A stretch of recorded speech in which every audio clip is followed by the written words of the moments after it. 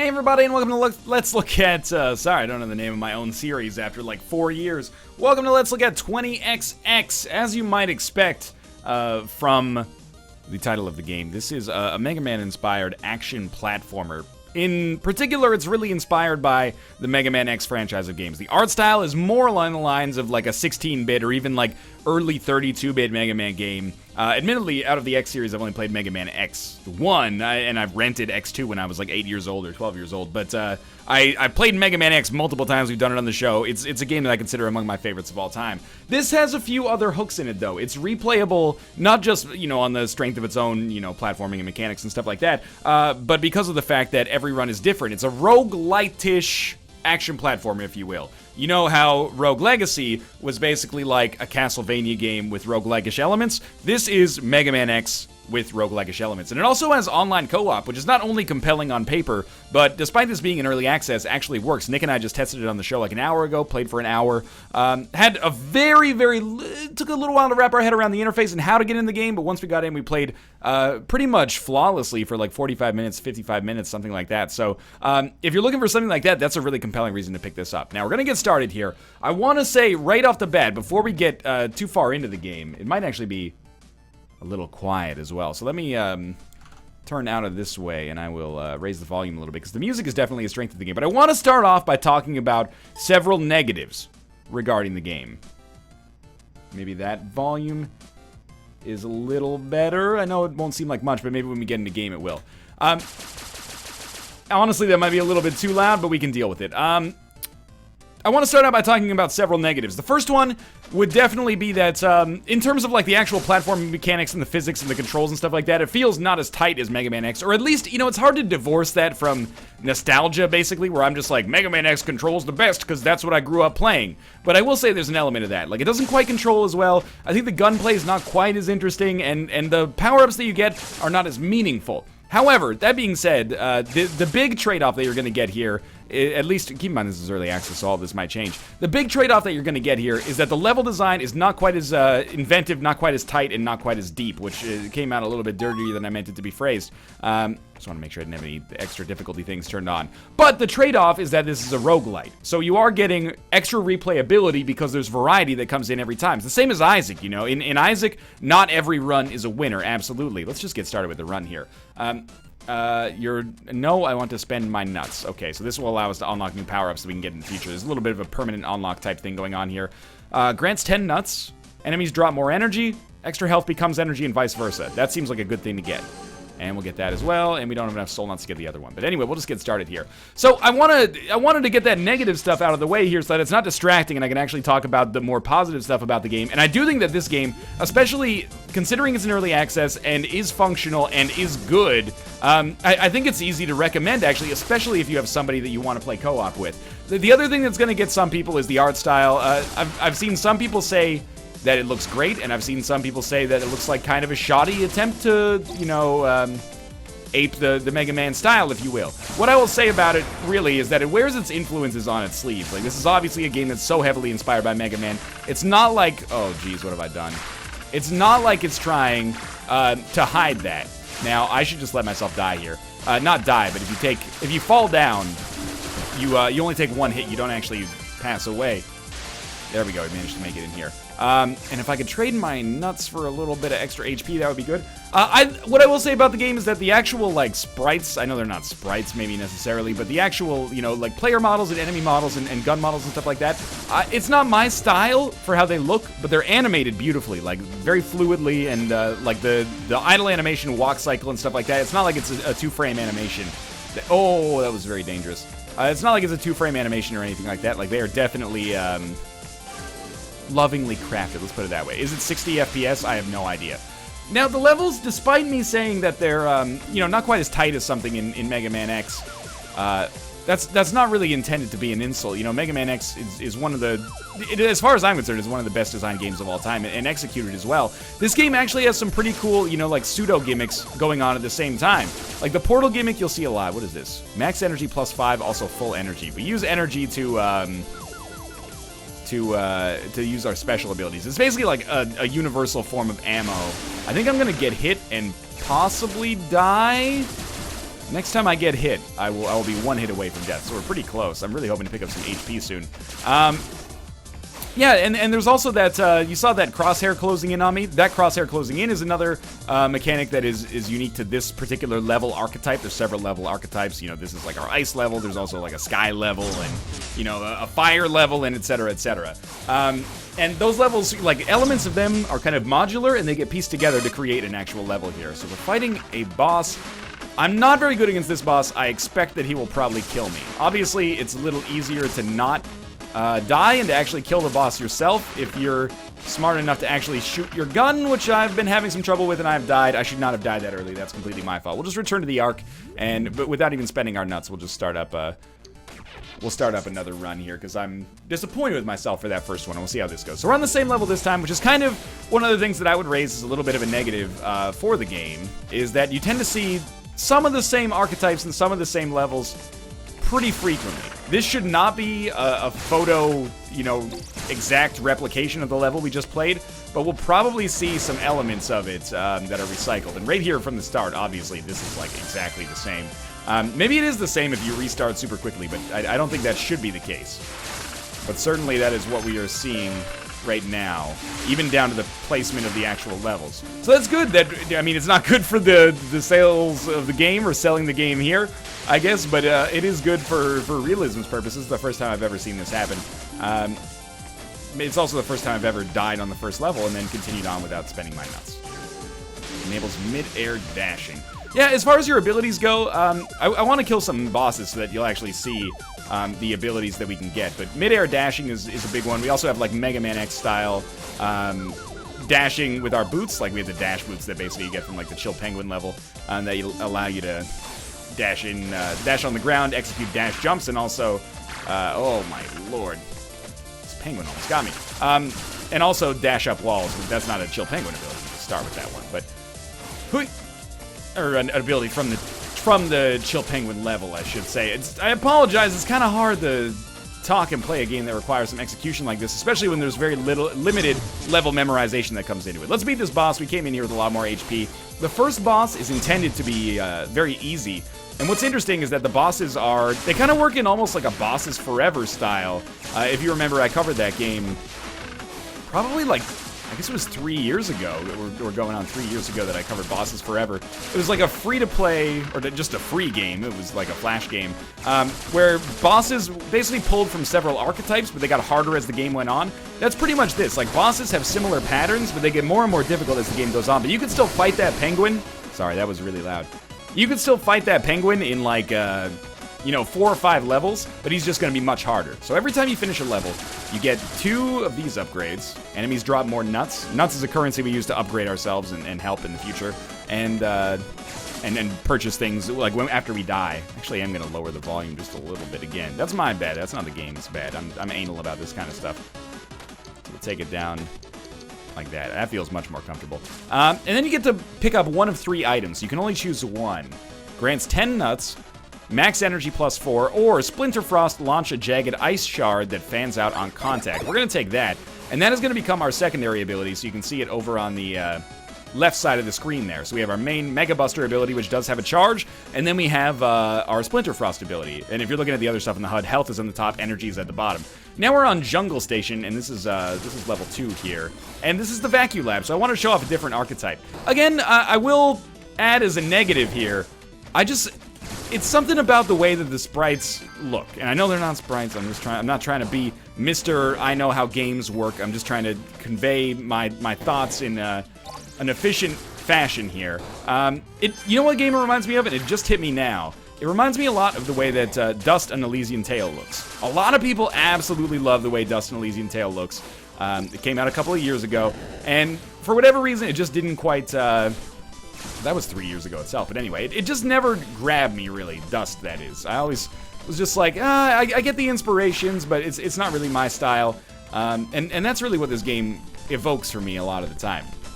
That being said, once you get over that, it handles admirably. Is it quite at the level of, you know, genre classic? I don't know. I don't think so. But again, there's a certain level, I think, of semi-inherent bias that happens there. And the other stuff involved with the game is very competent. And I know that comes across as an insult. But competency is not always something that's readily available. And I think here, it's actually really good. This is actually one of my favorite genres, but there's a lot of action platformers, not necessarily particularly Mega Man inspired, but there's a lot of like NES and Super NES inspired action platformers that I think completely miss the mark. Not to necessarily name any names. So we got armor power-ups there, which basically work like spirit hearts, but and we've played some of those on the show sometimes, and it's always frustrating because I like the genre a lot, but I get pegged and painted as somebody who's like, not a huge fan of them. But I really am, and I think this game does a better job than most of actually making it happen. There's some stuff, like, it is weird to play an action platformer that's focused on replayability. Oh, God, get me out of here. That's focused on replayability as opposed to, just tight level design and pattern memorization. I think it makes some levels too easy and some levels a little bit too hard. Some levels basically impossible unless you've, got a lot of HP going into them. And it also suffers from kind of standard...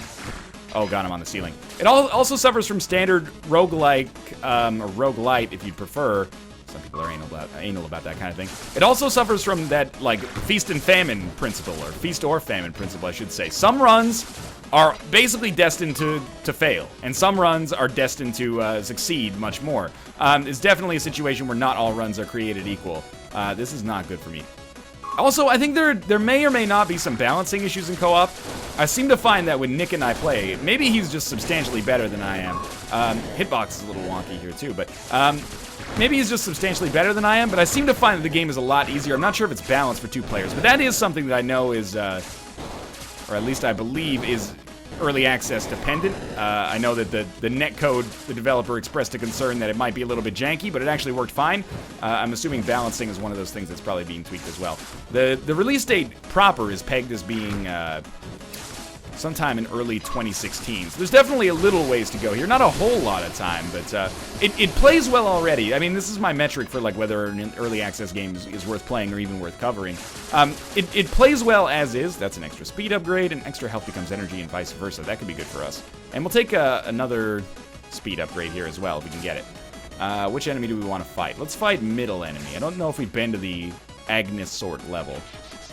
Yeah, my metric for early access stuff and whether or not it's a success in its current state is, A, is it fun to play right now? Most important thing, because if it's not, oftentimes those games will never become fun to play. And I think a lot of people write off early access games wholesale, which I hate because, they're not all cut from the same cloth. And I think that most of the time, people have good intentions with that sort of thing. But then the other thing I hate is when a game is kind of not doing it, and then people say, well, it's early access, so, the developers promised blah, blah, blah, and blah. So of course give them the benefit of the doubt, but at the same time, if it's bad now, there's a decent chance it might be bad for a while, Let's get as much HP as we possibly can here. Traded in our nuts there.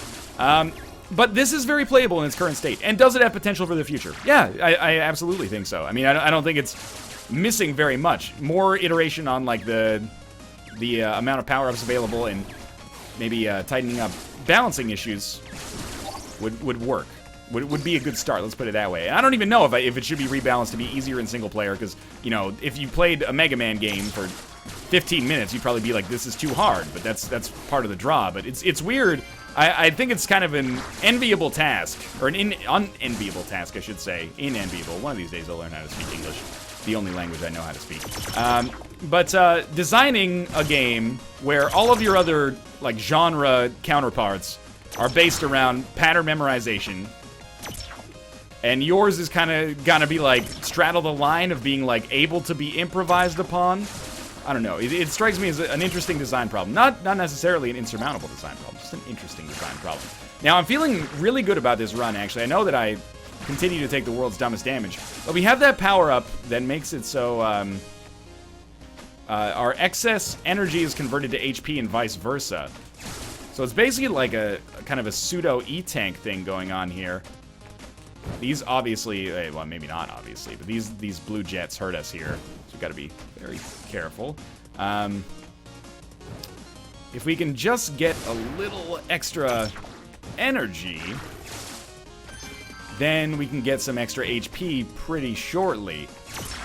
There are other things that I think will annoy people, and I should have mentioned these earlier, but there are other things that I think will annoy people who are diehard Mega Man fans and don't see past that. And, that's the kind of thing that you're going to have to judge for yourself as a your mileage may vary type thing. For example, if you fall in the lava, damage taken restores energy. That could be a great synergy. It's weird talking about synergies in an action platformer like this, but that could be a good synergy for us. But yes, if you fall in the lava, you won't die. If you fall on spikes, you won't die. You only take 1 hit of damage from each of those. So I don't know how I'm going to do this, or if I even have to do that. Maybe that's an optional path. I think a lot of people are going to be, I wouldn't say up in arms necessarily, but a lot of people are going to look at that and be like, no, that's not how Mega Man works, and you would be 100% fundamentally correct. I'm going to died again because I'm stupid. All right, let's go back to the Ark and buy some stuff here, and we can talk about some more different things going on back here as well. Attack damage up, power damage down. All right, not enough soul? Not enough soul nuts. Maybe I didn't get any soul nuts. There are also 2 playable characters. As you might expect, they are analogous to Mega Man, and they are analogous to Zero as well. So Nina is our Mega Man analog, and Ace is our Zero analog. So Ace has a sword that we can use, and this is the online multiplayer, by the way. And there's also local multiplayer as well. This is a collection of items that we've unlocked. And these are skulls. Skulls are things that we can use to make the game more difficult. For example, all levels are longer. No speed, jump, or dash upgrades drop. Enemies act faster. Enemies have more health, etc., etc. So you kind of bastion the game for yourself and make it more difficult. But I think it's pretty impressive that for an early access game, you know, they already have 2 very playable and very fun characters in it as well. The Zero analog here is extremely powerful, but the obvious caveat is that you don't have any range. There is a punishment to falling in lava and, you know, poison and stuff like that, and that you have to, you know, restart your jumping puzzles from 0. But yeah, I honestly prefer, for the most part, playing as Nina. I'll try to avoid saying the Mega Man analog so nobody gets sued. Not that I think it's, you know, a sue-worthy offense. That's not me talking. That's the judicial system. Not that I'm trying to scare the developer either. I'm mostly just trying to make a joke, and maybe it got a little bit out of hand. But I appreciate that there's both, and it makes it really easy in co-op if one person wants to play one and one person wants to play the other to differentiate. I hope we get to see some more of the level kind of quirks as well. This one, we didn't get to see too much, but as you get into the later levels of this one, there's more of those puzzles where you can kind of jump on the ceiling. Let's see if we can get a full charge here. There we go. And that'll start to kill these enemies really quickly. But yeah, you can jump on the ceiling and you have to solve some puzzles that way, and then there's some where, you know, those crosshairs were closing in on us. We may actually die on the first level again because I'm a piece of human trash. Don't get hit. Okay, this one only shoots in one direction, so we're fine. Again, those upgrades that we unlocked, in case it's not clear, those are not permanent unlocks. I mean, they are unlocks that are there permanently, but you still have to get them within the game. They don't unlock for your starting character. So here I took a speed upgrade, and let's go fight Beyblade Man. It's very playable, is what I would say right now. Doesn't quite have the feel of a classic Mega Man game, not 100%, but as far as like action platformers go, it's pretty good. It's better than most, I think, and I do think that the kind of roguelike-ishness of it gives it that extra bit of degree of compellingness, and especially the online co-op. In the online co-op, at least in our experience, you know, I can't speak. I'm not running 12 different machines and, you know, trying to play with people who live 2 continents away here. So I can't say that it'll work for everybody, but it worked fine for Nick and myself, and had very, very limited amounts of latency that didn't really affect gameplay at all. So I think that really elevates it to be kind of more than the sum of its parts, or maybe exactly the sum of its parts, but its parts are pretty nice. The main caveats are, like, you know, the art style is your mileage may vary, and right now, a little bit of a lack of variety on the levels. There's only maybe 4 or 5 different archetypes. Might even be a little bit less than that. I mean, it might only be 3. But you end up seeing a lot of the same level elements recurring. Like the crosshair thing, you see it all the time. The flame jets that killed us on the last life, you see it all the time. So that kind of stuff, that's the kind of thing that you hope in early access is going to be, again, iterated upon and is going to end up leading to a more finished product. Also, not a more finished product, you know what I mean, a more complete product. I also have no idea what the win condition is, and I don't know if the tutorial necessarily does a great job of that. I don't know if this is an endless mode. I don't know if there's a goal of killing, you know, Dr. Wily at the end of it, but I feel like some of that discovery will come in time as I consistently start to make it past, like, the first few levels. Because for right now, I've never really had an issue, or or I've never really had the opportunity, is what I mean to say, making it that far into the game. So a win condition is a little bit beyond, I guess, my scope right now. Mostly I'm just concerned with surviving as many levels as possible. So it's almost got like a pseudo score attack, and there's probably some kind of goal behind it as well. A little bit like Rogue Legacy, I guess you could say. Man, this run is feeling very strong right now. Okay, I will take the special upgrade here. So this one is a Boomerang Blade, which is kind of like, you know, the chakra maybe from Castlevania. Increase attack and move speed. Enables mid-air dashing. Okay, let's go fight this guy. This might be the run. This might be a run where we have some good stuff happening, I should say. It really does feel a lot like Rogue Legacy. Like, you might be maybe taking my criticisms in kind of, I don't want to say an overly critical way, because I do mean them. However, like, if I was to criticize things about Rogue Legacy, a game that I actually like quite a lot, and was one of my favorite games of 2013, there are some of the things that I would say is like, you know, does it control as well as, you know, Castlevania 4 or something like that? I would argue probably not. Does it look as good as those games? It's not to my personal taste. No, I think Rogue Legacy looks fine, but probably fine at best. It's got kind of a cool cartoony style to it. But I really feel like this game has a lot more in common with Rogue Legacy than it might appear at first glance. And it's actually a pretty good analog. Now, is it as good as Rogue Legacy? In its current state, probably not.